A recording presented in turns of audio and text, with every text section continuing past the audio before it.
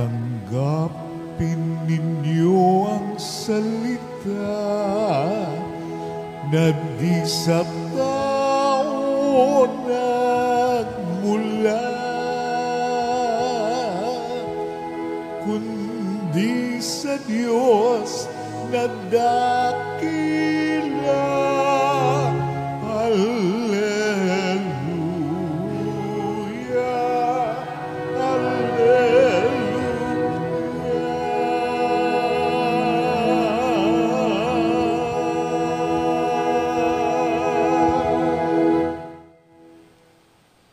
Sumainyo ang Panginoon. At sumaiyo rin. Ang mabuting balita ng Panginoon ayon kay San Marcos. Papuri sa iyo, Panginoon.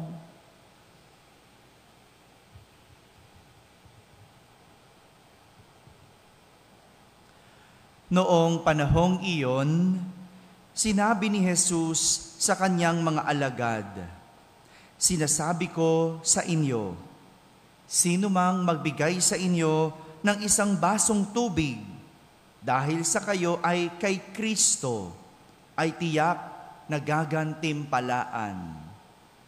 Mabuti pa sa isang tao ang siya'y bitinan ng isang malaking gilingang bato sa leeg at itapon sa dagat kaysa maging sanhi ng pagkakasala ng isa sa maliliit na ito na nanalig sa akin.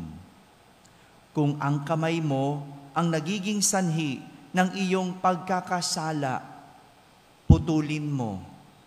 Mabuti pa ang mapunta ka sa langit ng putol ang isang kamay kaysa may dalawang kamay na mahulog ka sa impyerno, sa apoy na hindi mamamatay. Dooy hindi mamamatay ang mga uod na kumakain sa kanila at hindi mamamatay ang apoy. Kung ang paa mo ang nagiging sanhi ng iyong pagkakasala, putulin mo. Mabuti pa ang mapunta ka sa langit ng putol ang isang paa kaysa may dalawang paa na mahulog ka sa impyerno. Dooy hindi mamamatay ang mga uod na kumakain sa kanila at hindi mamamatay ang apoy. At kung ang mata mo ang nagiging sanhi ng iyong pagkakasala, dukutin mo. Mabuti pa ang pumasok ka sa kaharian ng Diyos ng bulag, ang isang mata, kaysa may dalawang mata na mahulog ka sa impyerno. Dooy hindi mamamatay ang mga uod na kumakain sa kanila at hindi mamamatay ang apoy. Sapagkat ang bawat isa ay dadalisayin sa apoy. Mabuti ang asin, ngunit kung mawala ng lasa, paano ito mapapaalat uli? Taglayin ninyo ang katangian ng asin, at sa gayoy, magiging payapa ang inyong pagsasamahan. Mga kapatid, ang mabuting balita ng Panginoon. Pinupuri ka namin, Panginoong Jesucristo. Magsiupo ang lahat at makinig sa homilya. Isang magandang umaga po sa inyong lahat. Magandang umaga rin sa lahat ng ating mga nasa barangay na nakakapakinig ng ating banal na misa, sa lahat ng mga nasa tahanan na nagsisimba via online, at sa lahat ng mga nasa abroad. Isang magandang araw po sa inyong lahat. Kasama kayo sa aming banal na pagdiriwang dito sa ating parokya. Aral tungkol sa pag-iwas sa kasalanan ang ating narinig mula kay Jesus sa ating ebanghelyo. pag-iwas sa kasalanan. Para kay Jesus, dapat iniaalis ang mga bagay na nagdudulot ng pagkakasala. Ginamit pa niya ang mga parte ng katawan bilang halimbawa. 'Di ba? Sabi niya, alisin ang kamay, paa, mata. Kung ang mga ito ang nagiging sanhi ng pagkakasala. Dahil mas mabuti pang ito ay alisin kaysa buo ang katawan, pero nasa impyerno naman. Dalawang bagay ang pwede nating matutunan sa aral na ito. Dalawa. Una, ang kasalanan dapat iniiwasan. Pero ang sanhi ng kasalanan dapat iniaalis. Iniaalis. Hindi dapat nagmumura. Kaya dapat iniiwasan ang pagmumura. Malinaw ba yon? Malinaw, di ba? Pero ano bang sanhi ng pagmumura? Yan. Totoo. Galit. No? Ano mas madaling alisin? Bibig o galit? Di ba? Mamimili ka lang eh. Ano bang sanhi ng iyong kasalanan? Ang kasalanan pwedeng iwasan. Pero ang sanhi ng kasalanan dapat iniaalis. Pwedeng maiwasan ng pagmumura. Pero yung galit, yun ang aalisin. Kasi kapag ikaw ay galit, sigurado makapagmumura ka pa rin.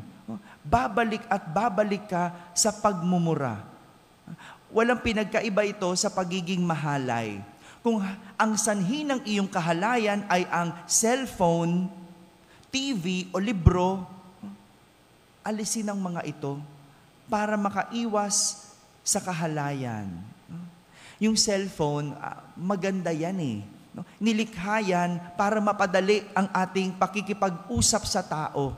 Pero kung yan ang nagiging sanhi ng kasiraan ng iyong relasyon, marami dyan, no? Sa cellphone lang, nasira ang relasyon. Mas mabuti pang alisin mo ang cellphone. Kesa naman alisin ang iyong relasyon. 'Di ba? Yan lang naman ang malinaw na sinasabi at tinuturo.